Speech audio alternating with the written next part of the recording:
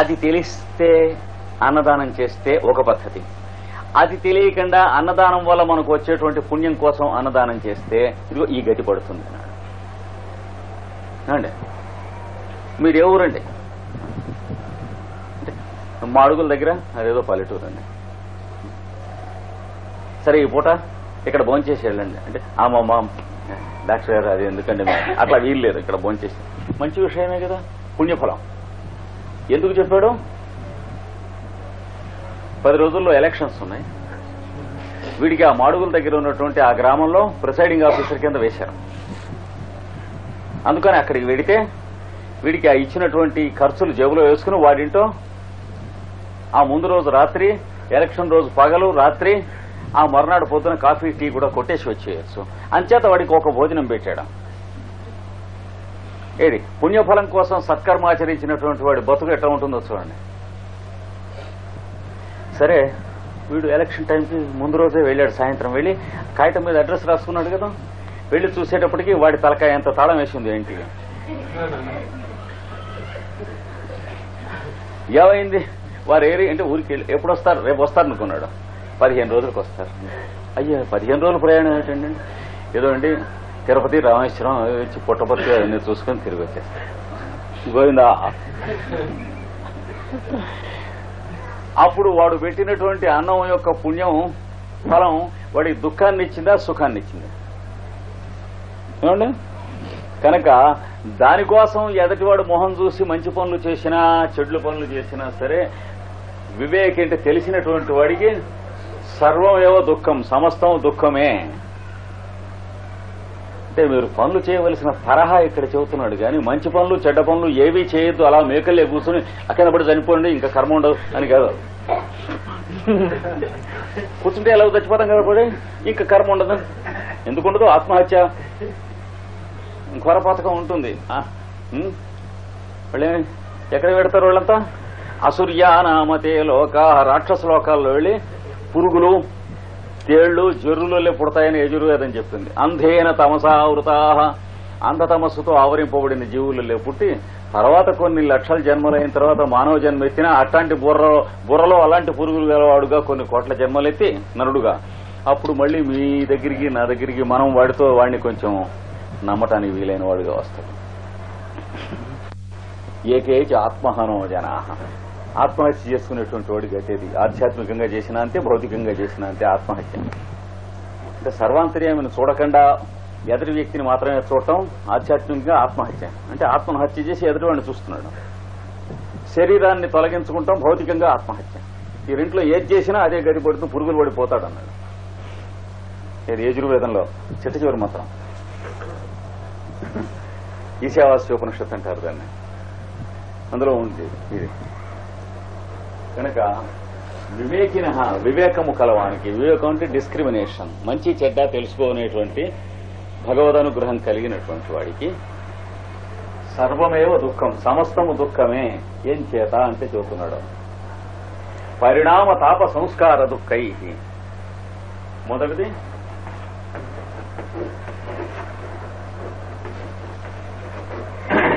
పరిణామ దుఃఖము.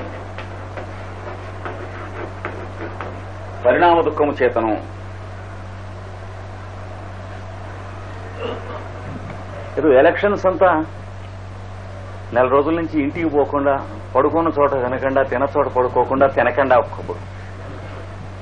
ఒంటి మీ గుడ్డందో కూడా లేదో కూడా చూసుకోకుండా అలా తిరిగాడు. వాళ్ళు గెలిస్తే దాన్ని ఉద్ధరిస్తారనేటువంటి వాళ్ళ వెంట గెలిచారు. ఏమండి? గెలిస్తే వీడు చిన్నప్పటి నుంచి ఎల్డీసీ కింద తొక్కి పట్టేశారు వీడిని. ఎందుకంటే ఈ ఆఫీసులో ఉద్యోగం ప్రమోషన్ ఇచ్చేటువంటి వాళ్లలో వీడి తాలూకు కులం వాళ్ళు ఎవరు లేరు, అది వచ్చించి కాకు. ఇప్పుడు ఈ ఎలక్షన్స్ ప్రభావం చేత ఒక పెద్ద నోటీస్ వచ్చేసింది. ఆ నోటీసులో వీడు కూడా ఉన్నాడు. వీళ్ళందరికీ 4 లెవెల్స్ దాటి అక్కడ ప్రమోషన్ ఇచ్చేసి హైదరాబాద్ లో వీడిని పోస్ట్ చేయండి. ఏమైంది? పుణ్యఫలం కదా సాక్షాత్తును. అంటే టిపికల్ ఎగ్జాంపుల్ పుణ్యఫలానికి. ఆ కాగితం వచ్చినప్పటి నుంచి వీడికి వాళ్ళు నిజంగానే గనక వీళ్ళకి చుట్టుపక్కల ఉన్నటువంటి వాళ్ళు, ఆ ఆఫీసులో ఉన్నవాళ్ళు, వీడి పై వాళ్ళు, వీడి కింది వాళ్ళు, హైదరాబాద్ లో ఆఫీసులో ఉన్నటువంటి వాళ్ళు, తర్వాత ఎవడి కోసం అయితే వీడి ఎలక్షన్స్ లో పనిచేశాడో వాడి పార్టీ వాళ్ళు కాక అవతల ఓడిపోయిన పార్టీ వాళ్ళు, వీళ్ళందరూ కలిసి వీడిని బతకనిస్తారా నిద్రపోనిస్తారా ఇదివరకెళ్ళి ఏమండి? కాగితం వచ్చిందట, రెడీగా ఉండండి అంటే మళ్ళీ ఏమీ రాలేదట. మళ్ళీ హైదరాబాద్ పోతాడు. పాపం ఆశ కదా, కాగితం వచ్చిందనగానే వెళ్ళినప్పుడల్లా ఎంత క్షౌరమో మనకి తెలుసు కదా. హైదరాబాద్ పెడితే అక్కడికి ఆఫీస్కి వెడితే, అవునండి అది ఒక వచ్చింది ప్రపోజలు, కానీ జీవోస్ రావాలంటే గో అని ఇంటికి అంటారు. సరే వీడు గో హోమ్. మళ్ళీ అట్లాంటిది ఏమిటి లేదుటని ఒక కాగితం. అప్పుడు వీడి భార్య, ఇంటిల్లిపాది, వీడంతా ఇట్లా గుండె చేతిలో పట్టుకుని ఏటో ఉద్యోగాలు దిక్కుమల్లే, అందుకే ఈ సంసారం అంతా దుఃఖం అన్నారు. ఒక మాట మళ్ళీ వేదాంతం ఏదో చూసుకుని ఒకటి చెప్పేసుకుంటాం. ఆ సీతారామాంజనేయమో లేకపోతే అట్లాంటి పుస్తకం ఏదో ఒక కాసేపు చదువుకుని ఇలా పెద్దలు చెప్పారని. అంతకు ముందు చదవడు, అప్పుడు చదవడు. సరే ఇంతలోకే మళ్ళీ హైదరాబాద్ లో ఎవడో ఉత్తరం రాస్తే వాడు, నీకేం భయం లేదు చూద్దాను రా మెహర్బానీకి అన్నాడు. వాడికి హోల్డ్ లేదు అక్కడ. పాపం నిజం అనుకుని వెళ్ళాడు. కనుక ఒక ఏడార్థం ఇట్లాంటి నాటకం జరిగి చివరికి వచ్చింది అనుకోండి ఆ ఉద్యోగం. కనుక దాన్ని ఏమంటారు, పరిణామ దుఃఖం అంటారు. వాడికి వచ్చినటువంటి రైజుకి వచ్చినటువంటి నానా అడ్డమైన తిప్పలు, నువ్వు రైజు రాకుండా ఉంటే హాయిగా ఇంటి పట్టు నుండి అదేదో ఆ చింతపండు చెవరు నీళ్లు తింటూ ఉండేవాడు. అయింది. దీన్ని ఏమంటారు, పరిణామ దుఃఖము. అంటే కాలమునందు సన్నివేశములు పరిణమించునట్టి దుఃఖం. అంటే how incidents germinate through time. ఎంత సుఖమైనటువంటి పరిస్థితికైనా దీంట్లో దుఃఖం ఉంటుంది. ఇందులో దుఃఖం లేకుండా సుఖపడ్డటువంటి వాడు ప్రపంచంలో ఉండడు. ఇవన్నీ తట్టుకుని వాళ్ళందరూ వేసినటువంటి పిటిషన్లు, అర్జీలు, కాగితాలు, వాటన్నిటికీ తీసేయటానికి, ఉపసంహరించడానికి, వాడిని సంహరించడానికి, హరించడానికి, రెంచడానికి ఇవన్నీ చేసుకుని వాటికి కావలసినటువంటి డబ్బు అంతా వీడు ఖర్చు పెట్టినటువంటిది ఉందే, అదంతా కూడా వడ్డీతో సహా లెక్కేస్తే వీడికి వచ్చినటువంటి ఇంక్రిమెంట్స్, ప్రమోషన్స్ అన్ని కలిసి చివరికి వీడు రిటైర్ అయ్యేటప్పటికి వచ్చేటువంటిది అంతకంటే కొంచెం తక్కువ ఉంటుంది కానీ ఎక్కువ ఉండదు. అవునా కాదా? కోపడకండి. కానీ మనస్సు మనకు అది వచ్చింది, వీడు అడ్డుపడ్డాడు అనే గాని మనకు అది రాలేదని తెలియదు. వివేక్ అయినటువంటి వాడు ఏం చేస్తాడు, అంత విరుచుకుని చావాడు. ఎలక్షన్స్ లో చేయదలుచుకుంది వాడు చేస్తాడు. ఎవరికైనా చేద్దామని అనుకుంది, ధర్మం అనుకుంది వాడు చేస్తాడు. నేను ఈ ఉద్యోగంలో ఉన్నాను కనుక ఇవి చేయాలి, మిగిలినవి చెయ్యి అంటే దానికి డబ్బు ఎక్కడండి అని అడుగుతాడు. ఇంకా ఊళ్ళో వాళ్ళని దండమనే కదా గవర్నమెంట్ ఆఫీసర్లు కానీ, మినిస్టర్లు కానీ, ఎమ్మెల్యేలు కానీ ఇలా చెయ్యి, వీళ్ళకి పార్టీ, వాళ్ళకి ఆర్చీలు పెట్టు, అవన్నీ పెట్టు, వచ్చేటువంటి వాళ్ళని మరి ఇన్వైట్ చేయడానికి 1 లక్షలు ఖర్చు చేయండి, ఎక్కడి నుంచండి కలెక్షన్స్ అని అడిగితే వాళ్ళు రాళ్ళు కొడతారు, తిడతారు. అంటే పీపుల్ మీద దండమని, అంతే కదా. ఈ రోజు హైదరాబాద్ లోనూ అక్కడ ఢిల్లీలోనూ జరుగుతూ ఉండేటువంటి పనే.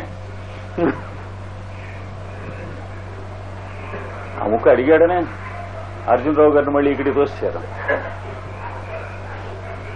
అంటే 18 లక్షలు ఖర్చు పెట్టమన్నాడు అంజయ్ గారు. ఈయన పిలిచి రాజీవ్ గాంధీ వస్తూ ఉంటే ఏ అకౌంట్ నుంచి అండి అని అడిగాడు. డామ్ డూమ్ అని అరిచాడు. ఏ అకౌంట్ నుంచి అడిగా, బుద్ధి లేదా?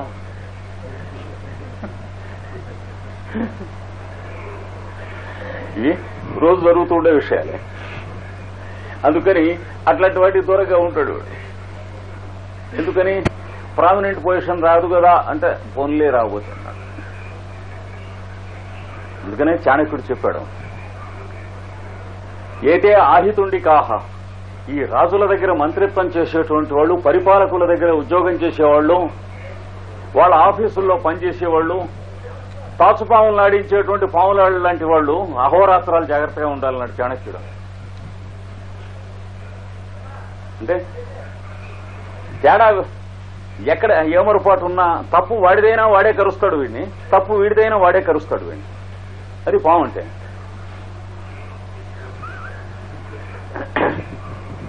పక్కనే మనకి చాణక్యుడి గురించి ముద్రారాక్షసం అనే నాటకం ఉంది. అందులో ఒక చోట కనిపిస్తుంది. చాణక్యుడిని ఇంటికి వెళ్లి పిలుచుకురమ్మంటారు. ఉద్యోగం మానేసినట్టు నటించి ఇంటికి వెళ్ళిపోతాడు ఒక మాట, రాజకీయంగా ఎత్తు వేస్తూ. వాడిని పిలుచుకురమ్మని కంచుకుని పంపిస్తారు పురుషుణ్ణి. వాడిని పిలుచుకురమ్మంటే ఇంటికి వెళితే ఎలా ఉంటుందో ఆ ఇల్లు, చక్రవర్తి గారి మంత్రి ఇల్లు ఎలా ఉంటుందో అని కదా వాడి ఉద్దేశం. ఎన్నడూ వెళ్లలేదు. వాళ్ళ గ్రామం వెళ్ళిపోయి వాళ్ళ ఇంటికి వెళితే ఇదే వాళ్ళ ఇల్లు అన్నారట. ఇది కాదండి ఆయన చాణక్యుడు కౌటిల్య ఇదేనయ్యా అన్నారట. ఏమిటి? మొండి గోడలు మట్టితో మెత్తుకున్నవి, సొంత చేత్తో మెత్తుకున్నది ఇల్లు. ఆ రోజుల్లో రాజు దగ్గర పనిచేసేటువంటి అమాత్యుడి ఇల్లు అలా ఉంటుందని ఎవడన్నా అనుకుంటాడు? ఆ రోజుల్లో కాదు, ఈ రోజుల్లో. రాజు కాదు మంత్రి అని పేరు గాని ప్రజల మీద భుజాన్ని ఎక్కడం అనేది అప్పుడు ఇప్పుడు ఎప్పుడు ఒకటే కదా, పేరు తేడా తప్ప అన్నీ ఒకటే. ప్రజల ఖరీదుతో గుడ్లు తాగటం, మరి ప్రజల ఖరీదుతో కోళ్లు తింటాం, అప్పుడు అన్ని యుగాల్లో ఒకటే కదా. అయితే డెమోక్రసీయా ఆటోక్రసీయా ఊరికే పేర్లు తేడా మసిపూసి మారేడు కై చేయటానికి చూశారు. ఇది చాణక్యుల వారి ఇల్లు అన్నాడు. చుట్టుపక్కల ఎవరిని కనుక్కున్నా అదే అంటున్నారు. చిన్న ఇల్లున్నది, మొండి గోడలు ఉన్నాయి. ఆ గోడలు మట్టితో ఆయనే మెత్తుకున్నటువంటి గోడలు. ఆ లోపలికి చిన్న ప్రవేశించేటువంటిది ద్వారం ఉంది. ఆ ద్వారానికి పక్కన బయట ఒక రాయి అవుతుంది. ఆ రాయి దగ్గర బొగ్గు పొడి అరగదీసి పక్కన తాటాకు అక్కడ పెట్టి ఉంది. అంటే ఆ బొగ్గు పొడితో మొహం గడుక్కుని ఆ తాటాకుతో నాలుగు గీసుకుని ఆ బావిలో నీళ్లు స్నానం చేసుకుని చూశాడు వాడు. ఇందుచేతనే చక్రవర్తి కూడా గడగడలాడతాడు వీళ్ళు చూస్తే అన్నాడు. అంటే వాడికి ఏం కావాలి ఎవరి దగ్గర నుంచి? ఏం ఒక్కలేదు, పోతలు అంటాడు. తేడా వస్తే చదవాలి నాటకం అందరూ. ఇప్పుడు గుడ్డి చెదిరిపోయింది. చాణక్యుల వారు ఇల్లు ఏమిటి, ఇలా ఉంటాం ఏమిటని. ఇందుచేతనే మన చంద్రగుప్తుల వారు కూడా ఈయన తలెత్తి చూస్తే ఉడికిపోతాడంటే ఎందుకో నాకు ఎదురు బోధపడలేదు, కారణం ఇప్పుడు బోధపడ్డది అన్నాడు. అంటే వాడికి ఎవరితో నా పని ఉన్నది అంటే ఎవడు భయపడ్డు వాడిని చూసి. రోడ్డు కూర్చున్నటువంటి వాళ్ళు కూడా లేవరు కదా, అంతే లెక్క. ఆబ్లిగేషన్స్ ఎవరితోన్నా ఉన్నాయంటే. అందుకని వివేకం కలిగినటువంటి వాడికి ఈ పరిణామ దుఃఖం అనేటువంటిది తెలుస్తుంది. పరిణామ దుఃఖం అంటే సన్నివేశముల వలన, అంటే మంచికి మనని తీసుకొచ్చి మనకి సుఖం కలిగించడానికి కావలసిన సన్నివేశములు కూడా ఉంటాయి, వాటి వలన కలిగే దుఃఖం కూడాను. ఏమండి, ఏకంగా అప్పుడంగా ఢిల్లీకి ప్రమోషన్ వచ్చిందండి ఈ ఊరు నుంచి. ఇక్కడ సెండ్ ఆఫ్ ఇచ్చేవాళ్ళు, అక్కడ రిసీవింగ్ ఇన్ ఇచ్చేవాళ్ళు, వీళ్ళందరూ పోను. వీడు ఎన్ని ఎగచాట్లు ఎన్ని పాటలు పడాలో మన కామన్ సెన్స్ ఆలోచించండి. ఇక్కడ వీడు వెళ్లిన తర్వాత ఇన్నాళ్ల నుంచి వీడిని ఇక్కడికి తోసేయటానికి ట్రై చేస్తున్న వాళ్ళు దిమిసా కొట్టేసుకుని మళ్ళీ వెనక్కి తిరిగి రావటానికి వీళ్ళకుండా పొజిషన్. అక్కడ దిగంగానే ప్రావిన్స్, ఆంధ్ర, యూపీ దాంతో రెడీగా అలా చూస్తున్నటువంటి వాళ్ళు వీడు రంగని కుర్చీలోంచి లేవకుండా that's all right, you take your seat అని అవన్నీ ఫేస్ చేయాలా అక్కర్లేదా? కానీ జీతం ఏదో 3,000 వస్తుందిట. ఇక్కడికి వచ్చి ఏం చెబుతాడు? దానికేమంటే జాబ్, పెద్ద జాబ్ అంటే జీతం ఎక్కువ వస్తుందని. వివేకం ఉన్నటువంటి వాడికి ఇంకో రకంగా ఉంటుంది. ఈ పరిణామ దుఃఖం తెలుస్తుంది వాడికి. పరిణామ దుఃఖం అంటే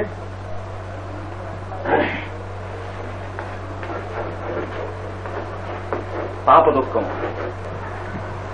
అంటే తాపం వల్ల కలిగిన దుఃఖం. తాపం అంటే ఏమిటి? కడుపులో మంట, ఒళ్ళు మంట, కడుపులో నొప్పి, నడుము నొప్పి, మోకాలు నొప్పి, తలనొప్పి, ఇవి తాపాలంటే. జీతం ఎక్కువైంది, ఫ్యామిలీ ఇంటి దగ్గర ఉంది, ఒకడే ఉంటున్నాడు ఢిల్లీలో, హ్యాబిట్స్ మారినాయి, కడుపులో గ్యాస్ట్రిక్ అల్సర్ పుట్టింది. అంటే మంచినీళ్ళు తాగే బదులు ఖరీదైన నీళ్లు తాగుతున్నాడు. ఏమండి, తాపదుఃఖములు అంటే అవి. తర్వాత కొన్నాళ్ళు అయ్యేటోటి మంచినీళ్ళు కూడా తాగటానికి ప్రాప్తి ఉండదు.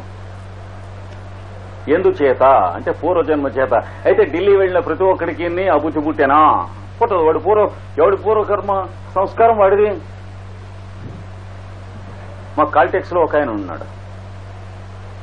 ఆయన 3 నెలలు ట్రైనింగ్ కి పంపించారు ఇంగ్లాండ్ దగ్గర ఒక షైర్కి, యార్క్షైర్ అనే చోటకి పంపిస్తే ఆ 3 నెలలలో తప్పనిసరిగా బుడ్డి అలవాటు చేసుకుని వచ్చేసాడు. ప్రతివాడు చలిదేశం కనుక ప్రతివాడు తాగాలే, అక్కడ ఉన్న వాళ్ళంతా తాగుతున్నారా, ఈ క్వశ్చన్స్ చేస్తే కుడుతుంది ఆవిడ, అప్పుడాల కర విసురుతుంది మీద. ఎందుకంటే గొప్ప కోసం మాట్లాడుతున్నది అడ్డగిస్తే అప్పుడాల కర్రైనా విసరదు, మాట్లాడుతుంది నీకు కోసం. వాళ్ళ ఆయన ఎందుకు తాగుతున్నాడు అనే దాని గురించి మనకు ఎక్స్ప్లెనేషన్ ఇస్తుంది. అవి తాపదుఖములంటే. అయితే వెళ్ళిన వాళ్ళంతా తాగుతున్నారా, తాగరు. ఎవడు తాగుతాడు అంటే వెళ్ళిన తర్వాత తాగుదామని అనిపించిన వాడును. వివేక్కి ఏమనిపిస్తుంది, తాగదలుచుకుంటే అక్కడ దాకా వెళ్ళి నేర్చుకోవాలా, మన వైజాగ్ లో తాగకూడదా, అదేమిటండి మన ఇంట్లో ఉండి తాగకూడదు, ఎవడు కొట్టాడా, లేదా పక్కన విలేజ్కి ఎక్కడికి వెళ్ళి శుభ్రంగా తుమ్మ చెక్క సారా చావక కొట్టేయకూడదా. రాత్రుల పూట కొంచెం పని ఎక్కువగా ఉండేది, తెల్లారేటికి కళ్ళు ఎర్రగా ఉండేవి. వారానికి 1 మాట 2 మాటలను కారు మీద గ్రామాలు పోయిస్తూ ఉండేవాళ్ళం మందుల కోసం అని చెప్పి 5-6 ఏళ్ల కిందట. అప్పుడు ఆయన పుట్టించాడు, చాలా మందితో చెప్పాడు మన వాళ్ళతో. ఆయన చూసారా అక్కడ అలవాటు చేసుకుని వచ్చాడు, అందుకనే రోజు విలేజ్కి వెడుతున్నాడు, కళ్ళు చూడండి ఎర్రగా ఉంటాయని. నేను తాగదలుచుకుంటే ఆయన కనపడకుండా తాగటం నాకేం కర్మం అని, ఎందుకంటే నా డబ్బులతో నేను కొనుక్కుని తాగుతాను కదా.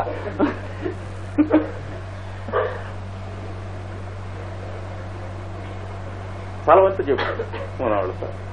రాత్రిపూట మీరు చూడండి, సాయంత్రం బయలుదేరి ఎడతారు ఇక్కడి నుంచి 4-4:30కి. ఆయనను కుమార్ గారును ఇంకెవరో ఇంకో ఆయనను, ఆ 3వ ఆయన ఏర్పాటు చేస్తున్నాడని చెప్పారు.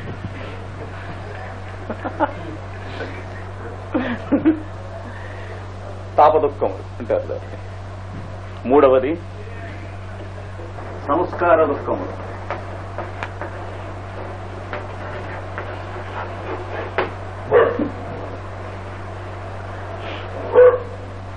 అంటే వాడికి పూర్వజన్మ సంస్కారాల వల్ల వాడి బుద్ధిలో తమాషైన కొన్ని లక్షణాలు ఉంటాయి, ట్రైట్స్, వాటి వల్ల వచ్చిన దుఃఖం. అంటే వాడి సైకలాజికల్ ట్రైట్స్ వల్ల వచ్చినటువంటి దుఃఖాలు. ఏదో ఇడి చేసి ఏదో ఉద్యోగంలో చేరమంటారు వాడిని, వీటితో పరీక్షలు తప్పుతూ ఉంటే చస్తారా, చేరమంటే నేను ప్రతివేద దగ్గర ఉద్యోగం చేయను అంటాడు. అంతేకాదు వాడు చెప్పేది పరీక్ష తప్పుతున్నవాడు ఉద్యోగం చేయమంటే పని చేయాల్సి వస్తుందని. చాలా రోజులు ఇట్లా లాగేస్తుంది. తర్వాత సిడి చేసే గతి లేక ఎవడో ఒకటి దగ్గర చేరటానికి ప్రయత్నం చేస్తాడు. కానీ లోపల పూర్వజన్మ కర్మ చేత అలవాటైన మనస్సు చేరకు పని చేయాల్సి వస్తుంది అని, దానికి ఎందుకు చేరకూడదో నేను నీకు సమాధానాలు చెబుతానని చెప్పి తప్పుడు సమాధానాలు అందిస్తూ ఉంటుంది పైకి. అప్పుడు వాడు ఆఫీసర్ పిలిచి, నేను 9ంటికి వచ్చావు, 10ంటికి అంటాడు. 10:30కు వచ్చావు అంటే అవునండి. ఏ నుంచి అటు రాకు అంటే నువ్వు వచ్చినప్పుడు అంటాడు. అయిపోయింది, ఉద్యోగం వెళ్ళిపోయింది. ఇప్పుడు అది అడగదలుచుకున్నవాడు వాడి దగ్గర ఉద్యోగానికి ఎందుకు వెళ్ళాలి, తనేవాళ్ళేక. అంటే ఇవి తెలియటానికి ఈ జన్మంతా పడుతుంది. అట్లాగా ముట్టికాయలు తింటూ ఎక్కడా ఏమీ లాభం లేదు, యాయవారం కొడుతూ ఉంటాడు. చిన్నప్పుడు ఫ్రెండ్స్ వాళ్ళు ఉన్న ఊళ్ళకెళ్ళి 2 రోజులు ఒకడింటోను, 2 రోజులు ఇంకో ఊళ్ళో ఒకడింటోను వాళ్ళు భోజనాలు చేసి వాళ్ళ గుడ్డలు కట్టుకుని తన మాసిన గుడ్డలు అక్కడ వారేసి ఇట్లాంటి బతుకు జన్మంతా బతికేవాళ్ళు ఉన్నారా లేదా? అవి సంస్కార దుఃఖములు అంటారు. అంటే ఏ కారణము అంటే వాడు ఉద్యోగం చేయమంటే వాడు అంటాడు నువ్వు ఇప్పిస్తావా అని అడుగుతాడు. వాడు ఏ 40 ఏటో వాడిని మీరు ఉద్యోగం చేసుకోరదా అని అడిగితే చెప్పడం తేలికే, నువ్వు ఇప్పిస్తావా అని అడుగుతాడు. ప్రతివాడు ప్రతిపదవా ఉద్యోగం చేయమనేవాడే అంటాడు. మీరేమిటి చెబుతారు, ప్రతివాడు అని కూడా అనడం. వాడి లాంగ్వేజ్ చిత్రంగా ఉంటుంది, పంజెంట్ గా ఉంటుంది, శుభ్రంగా. అంటే శొంఠి పొడిని ముక్కుపొడి నస్యమును కలిపి నస్యం డబ్బాలో పోసినట్టు ఉంటుంది వాసన చూస్తే. అమోనియా ఇవన్నీ కలిపి వాడు ప్రతిపదవా ఉద్యోగం చేయమనేవాడే. అదేమిట్రా ఎట్లా అంటావు అని అడిగితే అవును నువ్వు ఇప్పించు చేస్తాను. వాడు ఎక్కడ ఇప్పిస్తాడు, వాడు ఇప్పిస్తే వాడికి మేకు కదా, ఇది చేస్తాడా పెడతాడా ఎవరి దగ్గరనా. అంటే ఏం జరుగుతుంది, చివరికి ఆ జన్మ అడుక్కు తింటూ అట్లా వెళ్లిపోవాల్సింది. ఎవరింటికైనా పెడుతుంటే వచ్చాడు వీడి దరిద్రముడు ఒకడు. వాళ్ళు ఏదో ఏ పెళ్లికో ఊరికి వెళ్ళాలనుకోండి, వీడు దిగుతాడు అయ్యో అనుకుంటారు వాళ్ళు అని అందరూ పెళ్లికి వెళ్ళి ఎవరు ఒకళ్ళు నలిగిపోతారు, అక్కడ ఉండిపోతారు. అలాగా శుభ్రంగా ఉండవలసిన 2 రోజులు 3 రోజులు అక్కడ ఉంటాడు. తినేసేసి అక్కడ బట్టలు కట్టుకుని అక్కడ కావలసినటువంటి వస్తువులన్నీ తీసుకుని ఎక్కడన్నా డబ్బులు ఎవరి దగ్గర అప్పటికి తీసుకున్నా సరే వాడుకు లాజిక్ ఉంటుంది. పూర్వజన్మలో వాడు మనకు అప్పు గనక ఇచ్చారని చెప్తాం. మనకి ఈ తత్వం ఉన్నటువంటి వాడిని విశ్వనాథ సత్యనారాయణ గారు చెలియలు కట్ట అనేటువంటి నవలలో ఇచ్చారు చూడండి. అక్కర్లే, ఎందులోనూ ఇవ్వక్కర్లేదు. మనం ప్రపంచంలో కొంచెం జాగ్రత్తగా చూస్తే కనిపిస్తూనే ఉంటారు. కనుక ఇది సంస్కార దుఃఖము అంటారు. అలాగే ఒక్కొక్కడు పాపం అలాంటివి ఏమి ఉండవు, కానీ ఏమిరా పొద్దున 10ంటికి వచ్చి తప్పకుండా వస్తానండి, ఎంతో మంచివాడు సాధు పుంగవుడు, మనాడు 11ంటికి వస్తాడు. అంటే ఇంటి దగ్గర అన్ని వాడు భోంచేసి పంచ సర్దుకుని గోచి పెట్టుకుని వచ్చేది టైం అయిపోయాయి. ఆ ఆఫీసర్ అలాగా దిగాలు పడి కూర్చుని ఉంటాడు. ఈ మర్నాడు ఏమండి సార్ అంటే లేదు సార్ రేపు తప్పకుండా రేపు అంతే. టైప్ రైటింగ్ అక్కడ కూర్చోండి 10 నుంచి 5 వరకు కొన్ని లెటర్స్ టైప్ చేశాక ఇవాళకి ఇంకా ఆయన వర్క్ ఉందా లేకపోతే నేను వెళ్ళిరానా సార్ అంటే ఇంకా వాడికి ఉద్యోగం ఎనాడు ఉంటుంది. అవి అంటే తరహాలు, సొంత తరహాలు అంటారు చూడండి స్వభావంలో, వాటి వల్ల కలిగేటువంటి దుఃఖములు సంస్కార దుఃఖములు అనేటువంటి. లేదా ఒక్కొక్కడు రిక్షా గాని ఆటో గాని కట్టించుకుంటే దిగిన తర్వాత వాడితో దెబ్బలాడుకుని వాడిని తన్ని వాడిచే తన్నులు లేనంది ఇంట్లోకి రావడం చూస్తాం కదా. నీకు ఎంత ఇస్తా అన్నాను, బుద్ధి ఉందా, నీకు నీతి ఉందా అనేటి వాడు ఎడపెడ వాయించాడు. ఒక మాట కాదు, వాడు తరచు అలాంటి సీన్స్ చూస్తాం కొందరిని.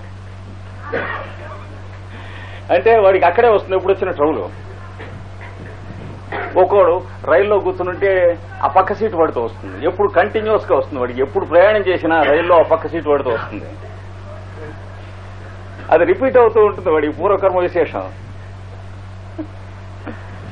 మరి ఒక్కోడికి రైల్లో ప్రయాణం చేస్తూ ఏదో తిందామని కొనుక్కుంటే అందులో ఈగో ఏదో ఒకటి వాడికే వస్తుంది ఎప్పుడు వచ్చినా అలాగా. అది నాకే ఎందుకు రావాలి అంటే ఇది అన్నట్టు సంస్కార దుఃఖము. కనుక జీవితంలో మంచి పనులు చేసినప్పటికి వచ్చేటువంటి ఫలితాలకు కూడా పరిణామ దుఃఖము, తాప దుఃఖము, సంస్కార దుఃఖము.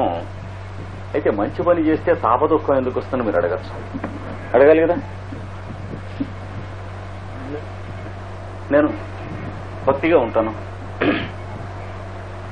ఎవరు ఉన్నా కూడా నీచంగా చూడడం, చికాకు పడడం, అందరినీ సమదృష్టితో ఉంటాను అని ప్రారంభం చేస్తాం. చేసి అలా ఉండని వాళ్ళ యందు ఒక ద్వేషం డెవలప్ చేస్తాం.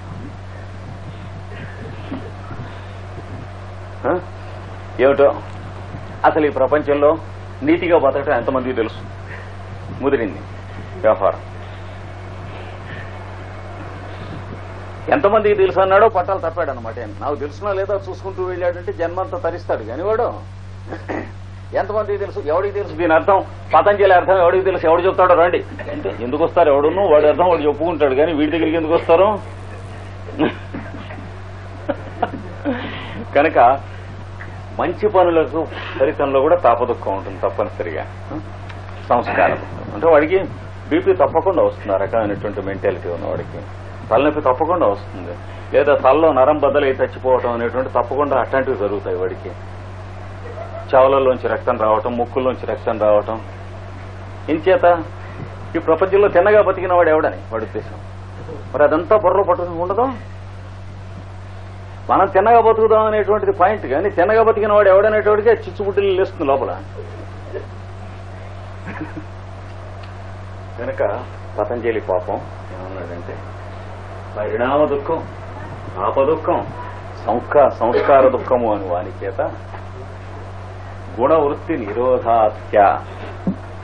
వీళ్లలో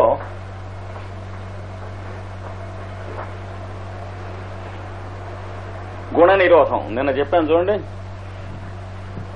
సత్వం 30 పాళ్ళు, సత్వం పోని 40 పాళ్ళు, మిగతా ఒకటి 35 పాళ్ళు, ఇట్లాగా. దాన్ని బట్టి మళ్ళీ వీడు మహానుభావుడే, వాడు మహానుభావుడే. ఏది వీడు పై ఆఫీసరు, వీడును. కానీ ఇద్దరి మధ్య చికాకు వస్తుంది. అదేమిటండి, మనం 10 మంది సదుపాయం కోసం కదండి ఉద్యోగం చేసేదండి, అందుకనే నేను చెబుతున్నాను అంటాడు. మన కోసం కాదు కదండి అంటే, అదేనయ్యా నేను చెప్పేది, నువ్వు వినిపించుకోమంటాడు. ఎట్లాగా? కనుక ఇద్దరు రజోగుణం కలిగినటువంటి వాళ్ళు ఉన్నారనుకోండి, పబ్లిక్ 10 మంది పనికి వచ్చే పని చేస్తాం, ఇక్కడ బిల్డింగ్ కట్టిద్దాం. మున్సిపల్ ఆఫీసులో ఇద్దరు, చైర్మన్ ఒకడు, కమిషనర్ ఒకడు అనుకోండి, బిల్డింగ్ కట్టిద్దాం. ఎన్ని ఎకరాలు అంటే వాడు 5 ఎకరాలు వేస్తాడు. 5 ఎకరాలు ఏమిటండి కడుతూ ఉండి మళ్ళీ తర్వాత ఎవరన్నా కడతాడా, ఇంకోటి వచ్చాడు అనుకోండి కట్టని వాడు అని చెప్పి 10 ఎకరాలు. వీడంటే అంత తొందరగా పీపుల్కి మనం గవాలని ఇచ్చేయకూడదు, చోటు మిలిమిలిగా ఏర్పాటు చేయాలి, మనం పద్ధతిలో వెళ్ళాలి అంటాడు. నేను అది ఒప్పుకోనండి అంటాడు. ఇద్దరు రజోగుణం పాలు కొంచెం ఎక్కువ ఉంది, కానీ ఇద్దరు కూడా పీపుల్ కోసమే చేస్తున్నారు. వాడి కోసం అక్కర్లే, వీడి కోసం అక్కర్లే. అలా కాక తమో గుణంలో ఉన్నాడు అనుకోండి, వీడు 10 ఎకరాలు ముందు వాడిని అడగకుండా వీడు శాంక్షన్ చేసేస్తాడు. తర్వాత దానికి అందుకు గాను ఖర్చు అంటారే అంటే సిమెంటు, ఇటకలు మొదలైనవి వీడు కాంట్రాక్టరు మూడో వాళ్ళు లేకుండా కూర్చొని నిర్ణయం చేసేస్తారు. మనకు తెలుసు కదా ఎందుకు చేస్తారో. 3 వాడు ఉంటే 3 పెట్టి భావించాల్సి వస్తుంది ఆ మధ్య. అది తమో గుణం పాలు ఉన్నటువంటి వాడు జరిగేటువంటి. ప్రజల కోసం కదండి అంటాడు వాడును, కానీ తమో గుణం కనుక ప్రజల కోసం కానే కాదు. అక్కడ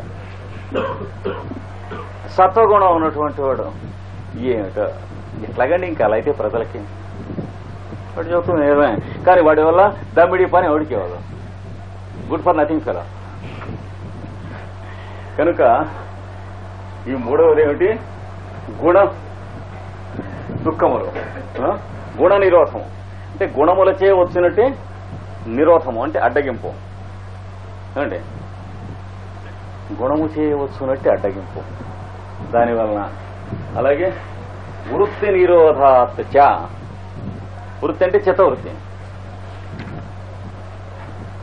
చిత్తవృత్తి అసలు ఎలాగో ఉండనే ఉంది. ఇవన్నీ ఉన్నా ఉండకపోయినా, ఇవన్నీ లేకుండా ఉన్నవాడికి చిత్తవృత్తి ఉంది, ఇవన్నీ ఉన్నవాడికి క్లేశాలతో కూడిన చిత్తవృత్తి ఉంది, ఇంటూ త్రిగుణాలతో హెచ్చవేసినటువంటి చిత్తవృత్తి ఉంది, ఇంటూ పరిణామ దుఃఖం, తాప దుఃఖం, సంస్కార దుఃఖం.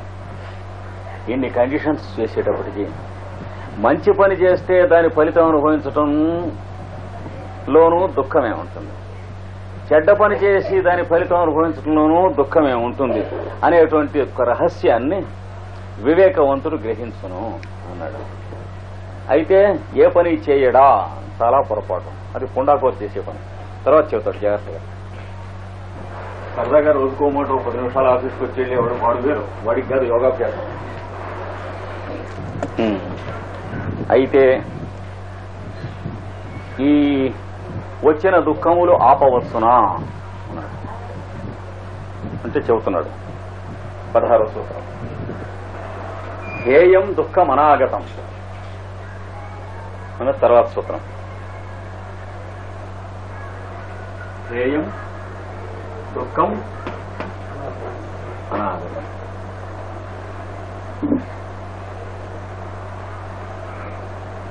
అనాగతం అంటే ఆగతము కానిది, ఇంకా సంకల్పింపబడనిది. సంకల్పింపబడనిటువంటి దుఃఖం హేయం అంటే తొలగించుకొన సాధ్యపడును, తిరస్కరింపవచ్చును అంటే తగలకుండా పక్కగా నెట్టేసేయచ్చు. కర్మ ఫలం తప్పించుకుంటాం సాధ్యమా అంటే సాధ్యమే నాయన. అనాగతమైనటువంటి కర్మ ఉన్నదే ఆగామి అంటారు చూడండి, దాని ఫలితం తప్పించుకోవచ్చు. మిగిలిన దానిదో అంటే రోజు కొంతమంది నుంచుని రాళ్లు విసురుకుంటున్నారు అనుకోండి, ఆట ఒకటి ప్రాక్టీస్ చేస్తారు. వీడు విసురుతున్నాడు, వాళ్ళ మీదకి వాళ్ళు తప్పించుకుంటున్నారు, వాళ్ళు విసురుతున్నారు, వీళ్ళు తప్పించుకుంటున్నారు. ఏదో తప్పించుకున్నప్పుడు తగులుతున్నాయి, బుర్ర బౌలుతుంది, ఆసుపత్రికి తీసుకెళ్తున్నారు, గేమ్ అంటున్నారు. అట్లాంటివి కూడా గేమ్స్ ఉన్నాయిగా, ఆటలు కానీ. ఫర్ ఎగ్జాంపుల్ క్రికెట్, అలా ఆట ఏముంది, ఆడకుండా ఉన్నటువంటి వాళ్ళు